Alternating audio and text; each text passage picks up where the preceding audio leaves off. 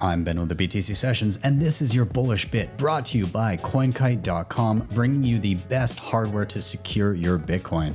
The cold card queue, the tab signer, the block log, and plenty more goodies can be found over at CoinKite.com. Use code BTC Sessions for a nice discount at checkout.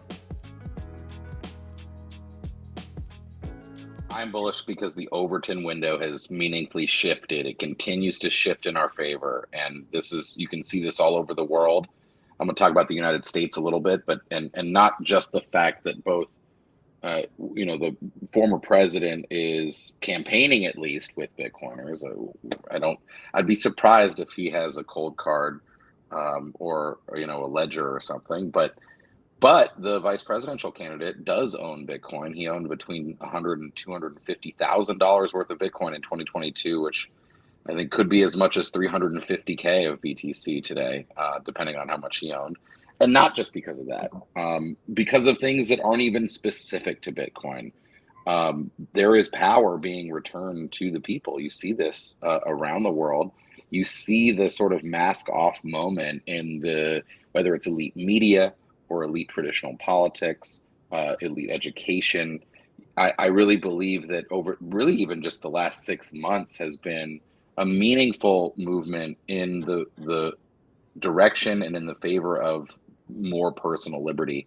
And I think Bitcoin to me is a major tool for liberty. It's probably the most secure value you can possibly own. I mean, I like when people tell me that, well, gold is good. And I'm like, try using gold like over a distance more than 5 feet. It's basically useless. It's also like the value to weight ratio. I'm going to need like 5 backpacks to move my life savings in gold if I'm fortunate enough. Whereas I can take the back of a Madex painting or a seed cipher plate or memorize it, right? So, but there's a bunch of things happening now, and one thing that's really interesting is the interest of the super elite wealth management crowd, the hedge fund guys, the Ray Dalios and Bill Millers. Like, these guys have been trading Bitcoin. I mean, they were trading it with us 2-3 years ago, but they were trading it. They're like, oh, wow, like 41K, like we think it could go to like 52 and we could, make 25% on the trade.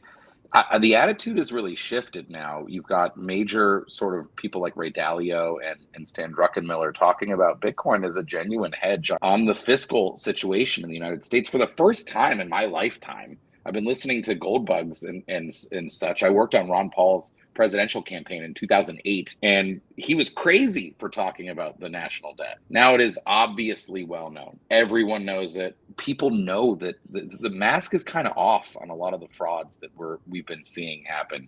And people are ready to take matters into their own hands, and I mean that peacefully, by storing your own wealth or building up your own communities, transacting with local artists, eating local food, right? I feel like there's a real renaissance happening that Bitcoin is a major part of, and that makes me extremely bullish.